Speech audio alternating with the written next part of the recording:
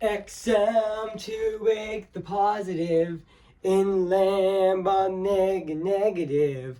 Right Sean to the affirmative, don't miss Mr. In Between. Oh, in a straight line mass remark, Joe in the wind, Noah in the ark. What did they do? 'Cause when everything seems so dark, you got to XM to wake the positive, and Lambda negative.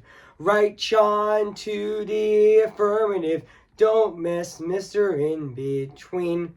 Yes, I mean that was a song that was actually from a singer, which I kind of forgot what that singer's name is, but I might look that up actually. So yeah, so today, guys, I am going to be doing my my movie review, and this time it's gonna be on, Muppets Take Manhattan. So yeah, so I'm gonna go right over there and say cue the intro actually, which I'm gonna be doing that in several minutes actually. So yeah, which I actually cannot wait to actually review this movie today. So yeah, guys, so I'm gonna go right over here right now and say cue the intro. So yeah, which I'm gonna be doing that in pretty much right now actually. So yeah,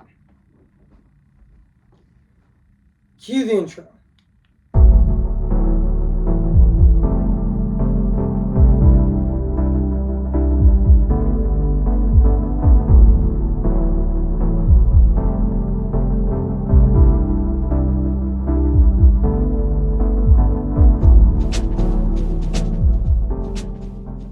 Note, guys, the song "Don't Mess with Mr. In Between" was actually sung by Bing Crosby, that song is actually sung by Bing Crosby, which I know that he is a very iconic singer. I know that he is a very iconic singer actually, which I think he did do White Christmas actually. So yeah. Which yeah, and the main reason I actually sang "Don't Mess with Mr. In Between" in the beginning of this video is that I think it would be perfect to sing that song to fit that Manhattan theme of this movie. So yeah, so without further ado, I am going to be doing my my movie review on this movie right now today actually. So yeah, so without further ado, let's get this started. So yeah. So, I'm going to be reviewing this movie right now. So, yeah. Hey guys, this is Evan's Disney's Film Pictures 2025 here. And today, guess what, guys? And today, I'm going to be doing my movie review. And this time, it's going to be on The Muppets Take Manhattan. Came in the year of 1984. So, yeah, guys. So, I am going to read this plot on the internet right now. So, yeah, guys. So, basically, what the plot's about when Kermit the Frog and his friends start I actually meant to say start a stage act. They decide to take the show to their college town, to Broadway. However, once the Muppets wind up in the New York City, then they have a difficulty finding a financial support for the production, and instead running into chests like Ben Ray Plot Sky, unavailable to stage the show. The group is still split up, and they all take different jobs around the community, just like Kermit thinks that he has finally found a backer assistant who gives him amnesia. So yeah, so that's basically what the plot's about this movie. So yeah, this movie is directed by Frank Oz, who also directed other classic movies he did direct the Dark Crystal. He also did direct Little Shop of Horrors, which I reviewed back on my Halloween month of October, in October of 2023. So yeah, and even he reviewed Dirty Rotten squirrels, squirrel. I mean, actually, dirty rotten squirrels, and even what about Bob, and even the internet, the Indian, the I meant to say, and even he also directed the Indian and the cupboard, and even in and out, and even fingerboard as well. But yeah, and even yeah, and also yeah, even though he did do the Muppets and even Sesame Street, and he also played Yoda in in Star Wars actually, which yeah, and also yeah, yeah, this movie does have guest stars including Francis Bacon, Francis I just meant to say cameo guest stars, cameo guest stars they have are Francis Bergingen, and even Art Henry, and even James Coco, and even Elliot Gould, and even John Rivers, and even Joan Rivers, and even Vincent Sari Jr. and yeah, even a lot of guest stars as well. But yeah, and yeah, even yes, Jim Henson actually, yeah, Jim Henson also does play Kermit the Frog, Raffle the Dog. I meant to say not Raffle the Dog. I meant to say Raffle the Dog, and even Mr. Teeth, and even the Swedish Chef, and even the Woodruff, even Woodruff, and even the Muppet Newsman as well, and even Baby Kermit, and Baby Rolf, and even Ernie as well, and even yeah, and even Frank Oz also voices Miss Piggy, and the Fozzie Bear, Animal, Sam Eagle, Baby Pig, and Baby Fozzie, Bert, and Cookie Monster. Which yeah, which fun fact, the characters of Sesame Street actually do make an appearance in this movie. Actually, Muppets Take Manhattan. Which yeah, I did know that they did make a cameo in this movie, which is actually really cool. Actually, which yeah, even though I would say that Sesame Street is definitely a big part of my childhood, and yeah, which I do know that the character that I always remember the most in Sesame Street is Elmo, which I know that it was my favorite character in in Sesame Street when I was little, actually, because he actually teaches us about kindness, which was also really nice, actually. Um, yeah, and he teaches us that he even teaches us about our mental health and our emotions, actually, which I definitely think that was really great as well. But yeah, and also yeah, yes, guys, I forgot to read the production on this movie. So yeah, so under the working title of Muppets Free, Jim Henson planned to film in late spring of 1983, having the director of The Great Muppet Caper and the and and the Dark Crystal back to back. And Henson decided to serve executive producer while David Zindler to serve as executive producer while Zindler was executive producer. And upon selling the selected phone Muppet performer and the Dark Crystal co-director Frank Oz to handle the directorial duties, Henson Henson started. Henson started. I was looking at the year ahead. That had I thought my life was very busy, and I thought maybe it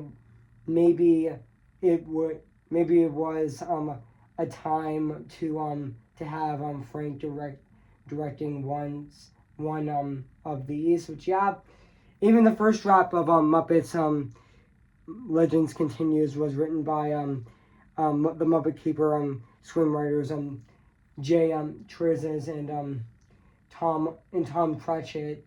It was dismissed by Oz of being way too overly jokey, and after reading after being having um, um, Henson's encouragement to Winker the script. Oz revisit his screenplay to effort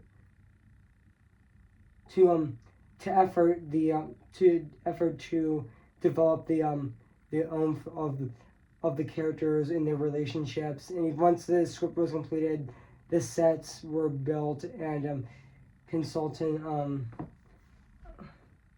David Mitch was brought in to write the cameos for the guest star appearances, and also originally guest stars listed Dustin Hoffman, Steve Martin, Michael Jackson, Lily Tomlin, and even Richard Pryor, and even Lawrence Oliver, to a few names to Mitch.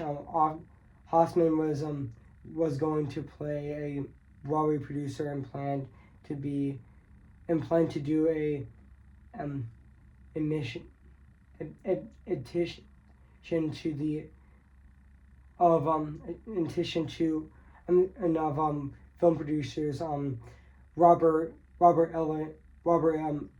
Evans, who would later do who he later did the 1997 film The Wag Dog. And even, however, in the last minute, Hoffman decided that the role would be offensive to Evans, and dropped out. And even which the other big names that were left as well because of the dropped cameos was Mitch, and Oz left and ended up doing rewrites of most of the dialogue. So yeah,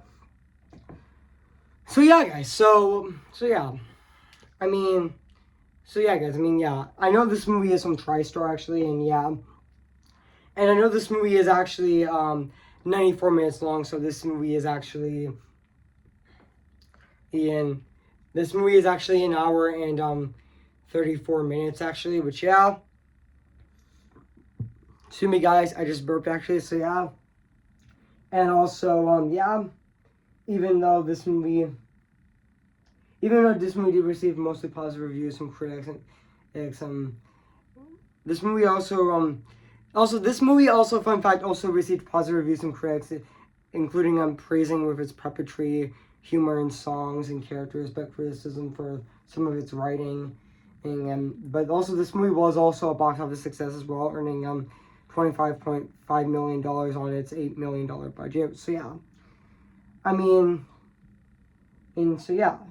this movie is directed by excuse me, guys, again. So yeah, so now back onto this review. So yeah, this movie is directed by Frank Oz, actually, which, yeah, and also, yeah, but I thought he did really good directing this movie. So yeah, so yeah, guys. So what do I think of this movie?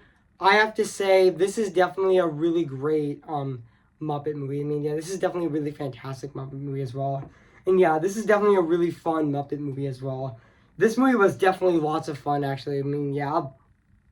Even though this is a Muppet, this is actually the first Muppet movie that's actually not from Disney, actually. Yeah, the first two Muppet movies were made by Disney. The Muppet movie, and even The Great Muppet Caper as well, which I am planning on.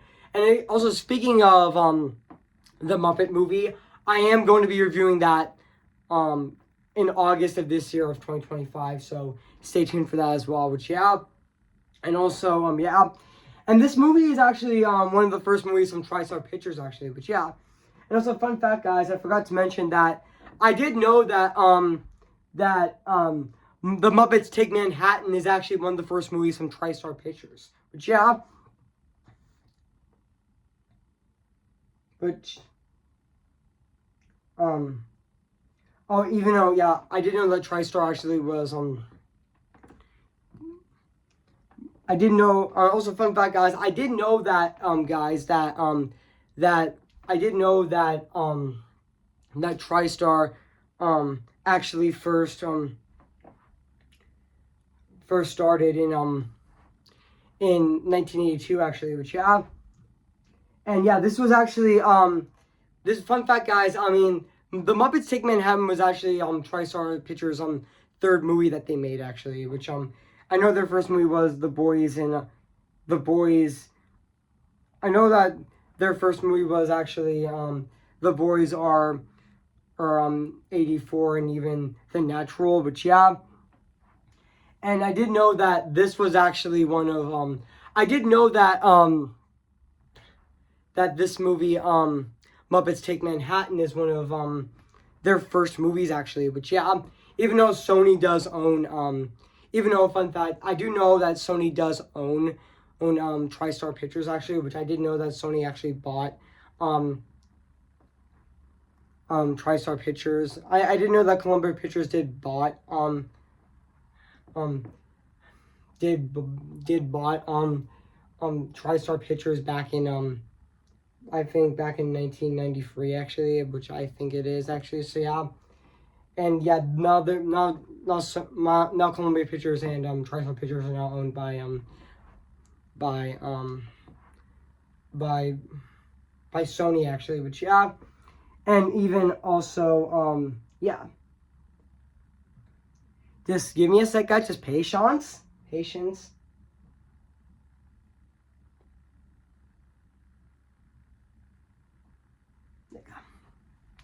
And even also, yeah. And also, there is a scene in the movie where, at the end of the movie, where Kermit the Frog and Miss Piggy actually get married. Actually, at the end of this movie, even though, yeah, of this movie, which was honestly really sweet, actually, and really nice, actually, and also really heartfelt as well. And yeah, we get to see the cameo of the Sesame Street characters, which is also really exciting as well. And also, yeah, even though I did know that this movie actually did celebrate its 40th anniversary in 2024. So yeah, so happy belated um 40th anniversary to this movie actually. So yeah, and also yeah, even though I was supposed to review this movie yesterday on February 11th of 2025, but I just didn't feel like it, so I decided to review this movie today on Wednesday February 12th of 2025 instead. So yeah. And also yeah. And even the live action cast in this movie, like Lewis as Pete, which is the owner and chief of Pete's Diner, and even Julia Donald as Kenny as well, and even Lonnie Price as as Roni Crawford, and even Gates Mick Gates Mick friggin as Nancy, and even Catherine Brown as Mr. Wrightson, which yeah, Mr. Wrightson, which yeah. And also yeah, there is yeah, even the scene where they even the scene at the ending of this movie where they do the Broadway show actually, which they were planning like their wedding. So yeah, even though both Kermit the Frog and Miss Piggy actually did get married in the end, which honestly was really sweet actually. But yeah, and even there was also a scene where Kermit actually goes to Cebra's, and even there's a scene fighting Kermit, and even Cebra's, which and even the huggings, and even also yeah, there was also I forgot to mention that Miss Piggy's rage is also really funny as well. Like every time she after she freaks out, it's honestly really funny actually. Which yeah, like this that was honestly really funny. Which honestly, it's always really funny actually. Which yeah, and there was even a scene where someone actually took her purse, and then he actually chases after him. But yeah, which is also really funny actually. And also and even Right I Belong, which yeah, and even there was a scene that in the ending where somebody's getting married, which yeah. And also yeah. And yeah, I also forgot to mention that this movie actually has a has the appearance of the Muppet Babies, even though the Muppet Babies actually premiered on Disney Channel, even though it did get a revival on Disney Junior in 2018. So yeah, this movie actually first appears the Muppet Babies in this movie actually, which I'm always gonna find I'm gonna always love you, which we actually first seen the Muppet Babies in this. So yeah, and even yeah, and even together again as well, and even yeah, like I mean yeah, and also which also even separate ways as well, and even Miss Piggy and Kermit argue, and even Hog Wild, and even also Kermit applies the job at Pete's restaurant, and also yeah, even though I do know the ending, I did talk about it like a few times in this video, in this review, I meant to say, and that's the scene where Kermit and Miss Piggy his wedding, which was also really sweet actually, which yeah, and even the opening scene in the movie as well, and yeah, and also yeah, and even Jobs as well, which yeah, I mean yeah guys, so yeah guys, I mean yeah, so now let's talk about the music and the score and the songs of this movie, which is actually composed by Ralph Burns, which I know that the music and the score in this movie is actually composed by Ralph Burns, who also did compose other films like even though yes, I did know that Ralph Burns did die back on November 23rd of 2001 at the age of 79 actually, so rest in peace that music composer. So yeah, and even yes, he did compose All That Jazz, and even Lucky Lady, even Movie, and even Lenny, and also and even Pennies from Heaven, and even Kiss Me Goodbye, and also yeah, but and even I forgot to mention also he also composed National Lampoon's Vacation as well, which I thought his score in that movie was also phenomenal as well. But yeah, but I honestly thought his score in this movie was also really phenomenal and very fantastic at the exact same timing. Yeah, I mean it's definitely really great in this movie as well. It definitely fits that New York theme of this movie very well. So yeah, and now let's talk about the songs of this movie, which is like we have songs like Together Again, which is also really great, which the songs of this movie are composed by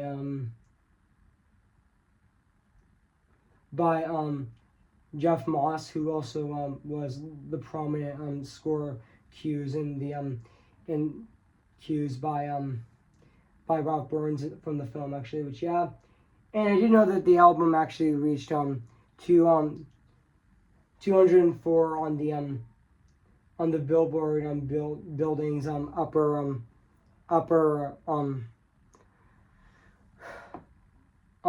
under the LTC charts. Was also nominated for a Grammy for Best Recording for Children, but lost to Sheldon by Cell Silverman's audio edition of Where the State Walk Ends actually. But yeah, even though this was the only Muppet soundtrack that didn't get released on CD actually, which yeah, even though this the soundtrack can be found in the 2002 competition album, Trumpet album, The Muppet Show, and Okama Mayhem and more. But yeah, even though the song Together Again was also performed in the 2011 movie Muppets Most Wanted in its soundtrack actually. But yeah, even though Jeff Moss was also nominated for best score, best original song, score for the music for Muppets Take Manhattan, but lost to Purple Rain by Prince. Which yeah, even the songs in this movie like Together Again, which is also a really great song, and even I Can't Take You, even I Can't Take You, you know, for an answer, and even Saying Goodbye, and even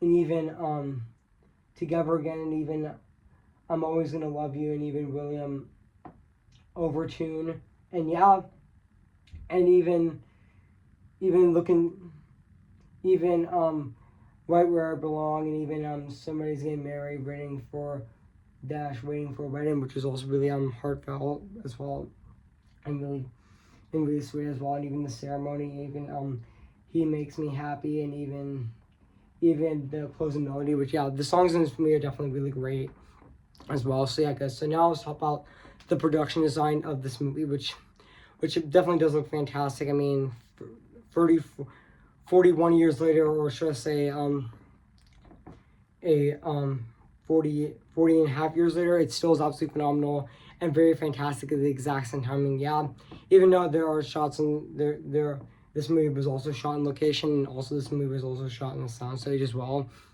I mean, yeah. So yeah, guys. So overall, guys, I have nothing else to say about this movie. The Muppets Take Manhattan. So yeah, guys. So if you haven't seen Muppets Take Manhattan, where you been? I recommend it. So yeah. So yeah, guys. So I'm gonna give Muppets Take Manhattan a 10 out of 10 spectacular. So yeah, guys. So what do you think of my movie review on Muppets Take Manhattan? So yeah, guys. So make sure to comment, like, and subscribe my channel, and make sure to like this video. So yeah, guys. So before I go, guys, I am gonna sing for you guys right now. So yeah. Who's your favorite fearless hero? Who's your favorite fearless hero? Remember me, though I have to say goodbye. Remember me. I'm just Ken. Anywhere else I be attend. Is it my destiny to live and bow in life a perpetuity? I'm just Ken. Anywhere else I see is a friend. When it take for her to see the man be highlighted and fight for me, to the library, the sky meets the sea, it calls me, and no one knows before it goes if the wind in my sail on the sea stays behind me. One day I'll know how far I'll go. Oh, tell them how I defy gravity. I think I'll try defying gravity, and you can't pull me down. I am ready, come on, I'm ready. I'm impatient in setbacks and steady. Bless me now as you blessed us all those years ago when you gave us a miracle. Am I too late for a miracle? Okay, guys, I'll see you guys on my next review. So yeah, guys, which I am going to be reviewing my re-review on A Charlie Brown Valentine, which I'm going to be reviewing this Friday for Valentine's Day on February 14th of this year. So assume that, and also stay tuned for on Tuesday, which I'm going to be reviewing for next week, which is going to be my my re-review on Coming to America, which I'm going to be reviewing on Tuesday February 18th on my channel. So assume that as well. So yeah, so I'll see you guys there, and bye.